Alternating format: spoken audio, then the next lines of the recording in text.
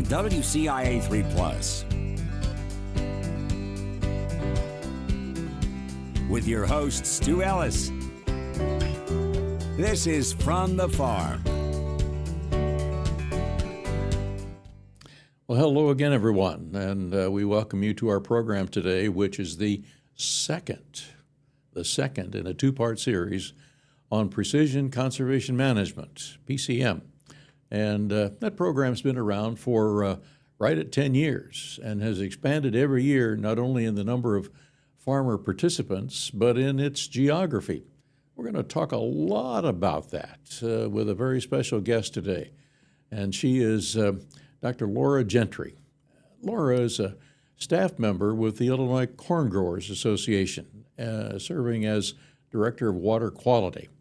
And Illinois Corn was very instrumental in getting this program started, and PCM. And I can remember back when that was started. I remember interviewing Laura because I didn't really understand exactly what it was all about. And she straightened me out, telling me what it was all about. In our first part of our two-part series, we spoke with Greg Goodwin, who is director of PCM, and talked a lot about some of the facets of the organization, getting people involved. And today we want to talk about some of the fascinating statistics that Laura has collected and analyzed with looking at all the farmer records who are participating in PCM. And for doing this for 10 years, you have a tremendous volume of data that has some very significant bottom lines for what PCM can do for farmer participants. We do. First, thanks for having me on your show. It's a real treat. You bet. And yes, we have 10 years of data now, which is pretty remarkable. And there's so much amazing information, so many things that we can glean out of that.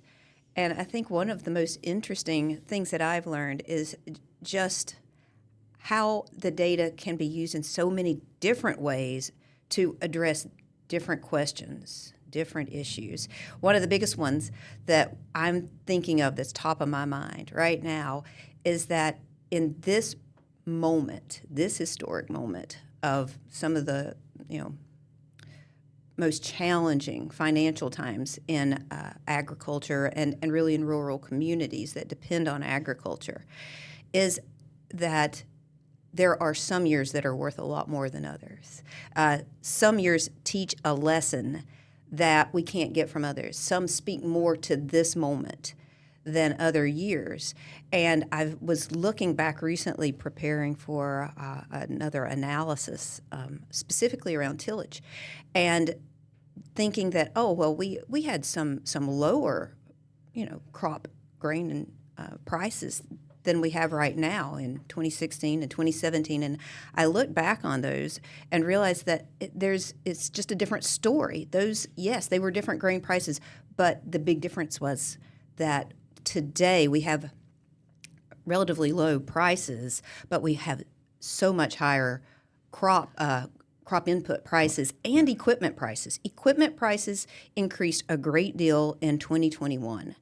And so these machinery costs and the input costs together, along with relatively low grain prices and all the things that surround that and uncertainty that surrounds that, have got farmers feeling the pinch in all directions. We're having a tough time, and as you say, and you've certainly got the numbers to prove that. I think most people know that we are having a tough time, and whether they are able to independently make decisions on their own, or whether when they go in to see a lender, whether that action is going to be kind of forced a little bit. But when you look at the data that your PCM members have helped you accumulate, what are some of the ones that really stand out to you that are red lines and you want to share it with everybody? Right. There are a couple of really strong messages, big ones around tillage right now. We understand. I think most of us understand that this is not the moment to ask farmers to focus on big new changes, around doing something that inherently involves more risk, like a cover crop. There are farmers what we're seeing around cover crops, let me just quickly bring that in, is that farmers who have been using them are continuing to use them. Many of them are continuing, even though it is, a net cost for them, for the cost of the inputs themselves, for the seed, and then also for the management. Many farmers are continuing to use those cover crops. So a lot of farmers see value in that. But what we are also seeing is that it's not the moment to be asking someone who's unfamiliar with a practice like that, because it does increase risk. It has the potential to reduce yields as well. But farmers use equipment, and most farmers, we have even farmers who have no-till, they make certain changes, they make certain amendments to their equipment to be able to do that successfully. So equipment is always an issue for farmers, always. And with higher prices, we see just a different set of decisions. And the important message I was going to come back to about having many different years of data and some years teaching us more than others is that the years of 2023 and 2024 are really telling for what we're expecting to see in 2025 and how we're planning for 2026. In what way? Because what we see is that the farmers, and this is really a first in our data set for 2023 and 2024 were the years that we really saw this the most, was that farmers who are using less tillage are doing better financially. And, in many cases, we had good crop growing seasons. That also factored in, and that's really important. But there's not much of a way to plan for the weather and what the crop growing season is going to provide for us. But what we saw, especially let me just think about high SPR, our soil productivity rating, our most productive soils in Illinois.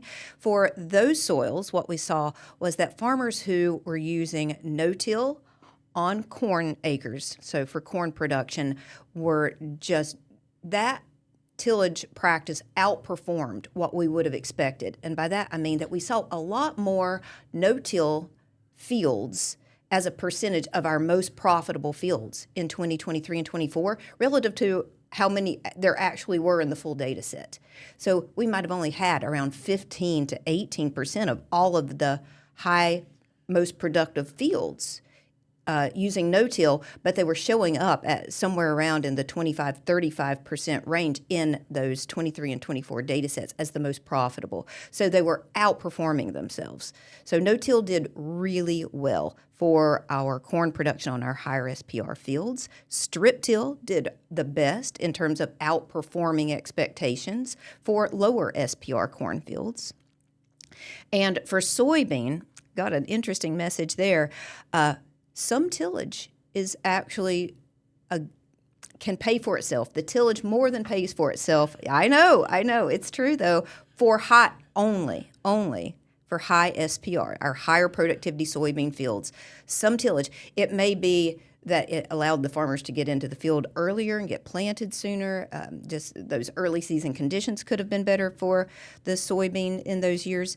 We'll continue to look at that. But it looked like one pass with what I think of as a more intensive tillage, like a chisel plow, followed by a lighter tillage pass to smooth that out, like with a vertical till or a high-speed disc, really did well on those most productive soybean fields. Okay, interesting. Because I can see maybe some vertical tillage being part of that, but I'm even surprised that it's there. I know, and as a conservation program, a program that's really helping farmers to focus on, practices that they can do to reduce tillage. It was a message that we saw with a little bit of mixed feelings, but we just tell it the way it is. There's no way for us to color that. It was very clear, actually, in 8 out of 10 of our years, we saw that tillage strategy worked really well, and especially in 2023 and 2024.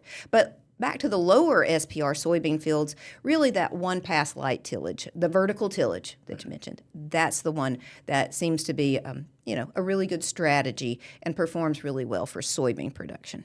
Well, that's great, because I know a lot of guys do have vertical tillage. They have moved toward that, and so quite a few of those have some vertical till equipment. We have a lot more to talk about, and we're going to do that. And we've got a couple of guests that we'll bring into the studio and we won't bring them into the studio. They're here electronically, but we'll visit with them in a few moments. But don't go away. We've got a lot more. We'll be right back.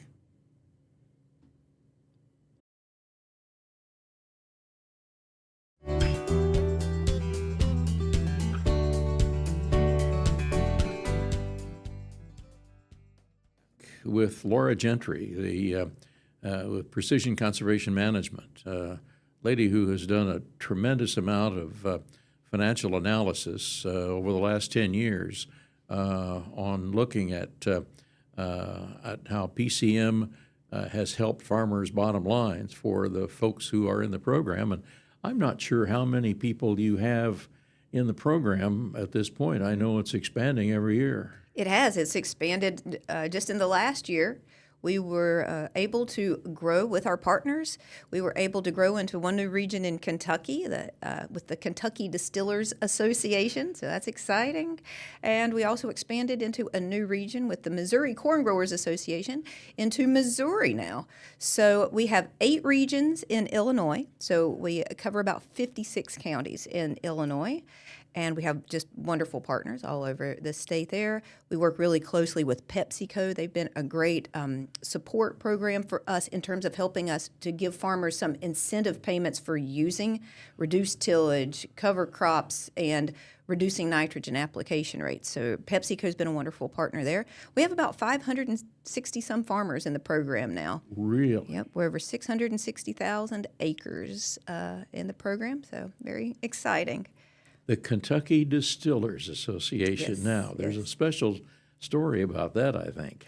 Oh, they have been an amazing group to work with, and we just had an opportunity to go to Kentucky we brought all of our specialists down to Kentucky and had a great meeting there with a really interesting sort of exclusive behind-the-scenes bourbon tasting at the James Beam Distillery. Had a great time there as we were teaching the PCM team a lot about how we are making changes to the program all the time, new expansions and new programs. Now, are they not requiring their suppliers of grain to be part of PCM? They are encouraging it strongly, yes. Strong encouragement. Yes, I okay. think so. All right. Mm-hmm. Yes, all right. They're really interested in looking at their carbon footprint, their water footprint in Kentucky, and with us, they're helping their farmers to better understand the changes that they can make, and they are also incentivizing these practice changes. So they're incentivizing farmers to use no-till, strip-till, reducing nitrogen rate on corn, all these things in the interest of helping. Water is an incredibly important resource for quality bourbon, and they really pay attention to their water, and they have good quality water in Kentucky, and they want to maintain that. Interesting. We want to visit with one of the PCM participants right here, not too far from Champaign. He's down in the let's see, I guess Tolono and Sodorus area. Tony Stierwalt, and listen to a few of the comments that Tony has about PCM. Tony, how has PCM impacted your farm operation? PCM's impacted our operation in a way of we've always been pretty conservation minded as far as our farming practices, and ever since we've been with PCM and we've been getting hands-on data, hands-on analysis, kind of putting up against our peers who maybe don't use the same practices as us, PCM just really has helped us see raw data to show us that we're doing things the way that we want to do them, and it's also working out. It's been pretty easy to participate in the program. Absolutely. I've had a few field agents. Current one is Jonah Cooley. She's just great. She is beyond helpful, and there's a lot of different financial assistance programs through government funding that we might not otherwise know about, and private funding, and she just directs us right where to go and helps us. Even though we're already using the strip till, no-till cover crop, she points us in the right direction to get assistance for it. Sounds like there hasn't been really any surprises to you based on what you've already done and what PCM recommends. Correct. It's been everything that we thought has just been proven, and PCM, just like I said, gives us the data, gives us the analysis, and shows us that it's the right way to be doing things in our mind, and it's working out. We're still achieving top-end yields, and it's been a good cooperation so far. You haven't really changed anything to any great degree. We have not, except for we've implemented cover crops on more acres. We just have realized, especially ahead of soybeans or cereal rye, we're cutting our chemical costs, we're cutting tillage costs. We are doing things in a more economical way that is it's working for us, and I do think that it will work for others. You just have to try it. That's all I can say is just try it, and you'll be surprised. So you would recommend it to anybody? 100%. You're not out anything. Jonah does the work for you. Your field agent does the work for you. Basically, you're just giving them data. You're just giving them information, having a couple meetings, and I can't recommend it enough. We appreciate Tony Stierwalt sharing some of his thoughts with us this morning. And Laura, the folks who are looking at a rather tough, tight financial time for the coming year, there's a lot of potential savings in participating in PCM.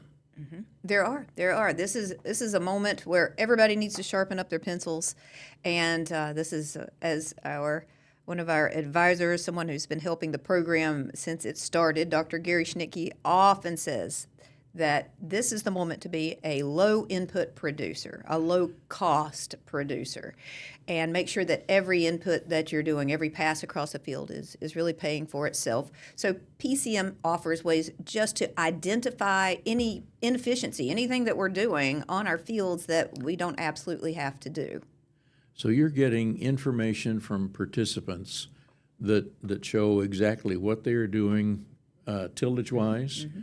how much fuel their tractor is using, yes. How horsepower it may be, all of the inputs, fertilizer, the outputs from that, mm-hmm. and so you're really helping them with their financial management at the end of the year, at least with cost. Yes, and that's really what our PCM specialists are really good at. They're helping farmers to actually tease out some of the pieces. Maybe a tillage pass is not paying for itself, and doing that in a way that's not a big disruptor to the entire operation, but trying it out and seeing if pulling back on a pass or pulling back on a certain input or a chemical application might have a positive overall impact on net financials. That's something that those specialists are really great at. They care and they're trained. And I think overall people do identify one or two or maybe more things that they can do that can help their bottom lines. Now, some people may say, well, how close is this to farm business, farm management? Well, we work with Farm Business, Farm Management, an amazing organization, and through Dr. Gary Schnicke, who also works really closely with FBFM, we use some of the FBFM aggregated data to be able to set costs for our different operations. But one of the key differences is that FBFM is truly a farm accounting program, and those specialists, those field staff are out there helping farmers look at, receipt-based decisions across their entire operation. PCM does not collect receipts. We collect information about passes, and then we assign the cost to every pass across the field, the equipment, the input. We use the information from FBFM to do that. But we also dial in at a much higher resolution, looking at just the field level, making field-by-field decisions, which is not something so much that FBFM, they can, but they often are looking more at the entire operation rather than field-by-field. How many farm owners, not operators, but farmland owners who cash rent to an operator, mm-hmm. how many of those do you intersect with saying, somebody calling you and saying, hey, tell me about this because I may want to suggest this to my operator? That does happen. That happens sometimes. PCM works directly with farmers. The data that we give is directly to the farmers with whom we work, but we have a lot, I would say, of farmers who will share parts of their. We have a RAP, we call it a RAP, a Resource Analysis and Assessment Plan. That's our end of year report every year that we provide to every farmer. It's a custom report. And farmers will often pull pages out of there and share it with their landowners, helping them to help work together to make good decisions. We've got someone who's coming up in just a moment, a lady farm manager. She's the operator, but manages what her sons do on the farm. And we're gonna share that with you when we come back in just a moment.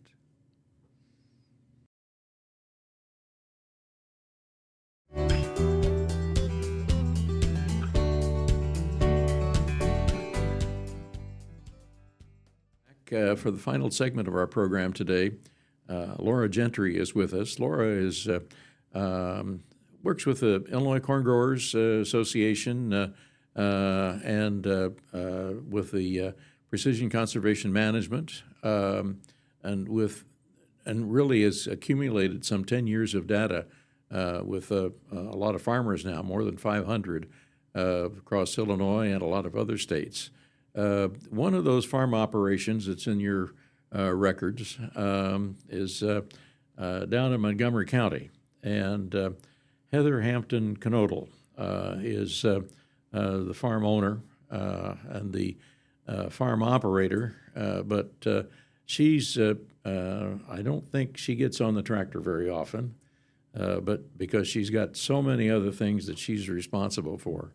But she's got some interesting comments about her involvement in precision conservation management that I think you'll be quite intrigued with. Tell me how PCM has impacted your farming operation. PCM has been a real bonus to us because it's helped us kind of track what we thought were decent conservation management practices and put some dollars to them. And also, we're pleased to be able to be part of their 5-year cover crop trial, and that they also offer the flexibility where we grow wheat in our part of the state, that we can have wheat on those acres as part of a cover crop for 1 year or more of that trial. Has it been fairly easy to incorporate PCM into your operation? PCM has been really easy for us to incorporate into our farm.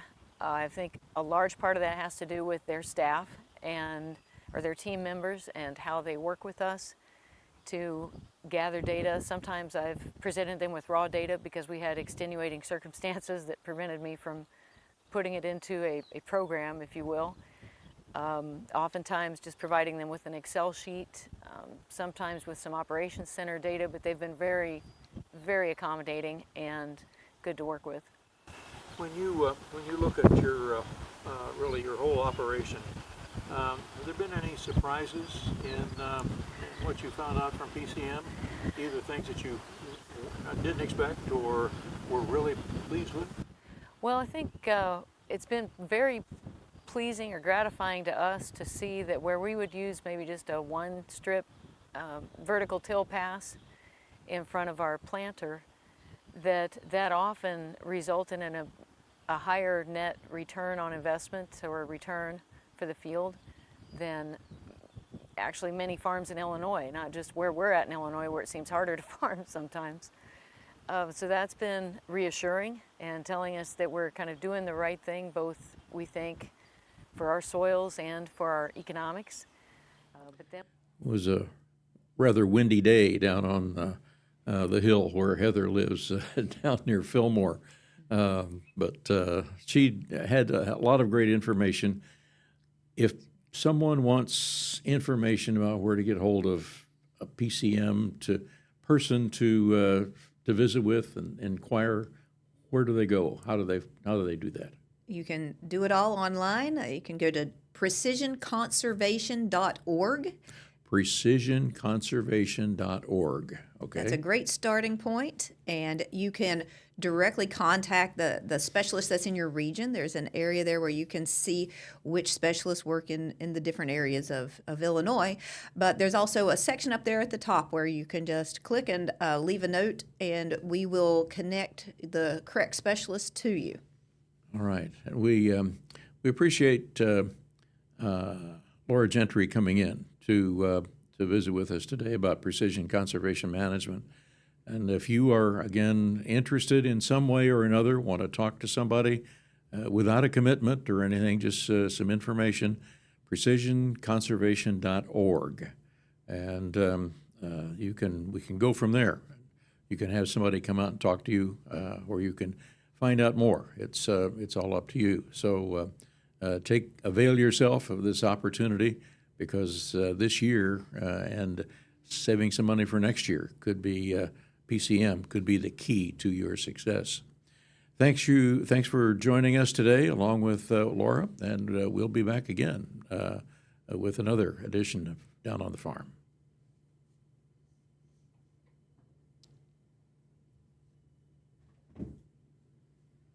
Thank you.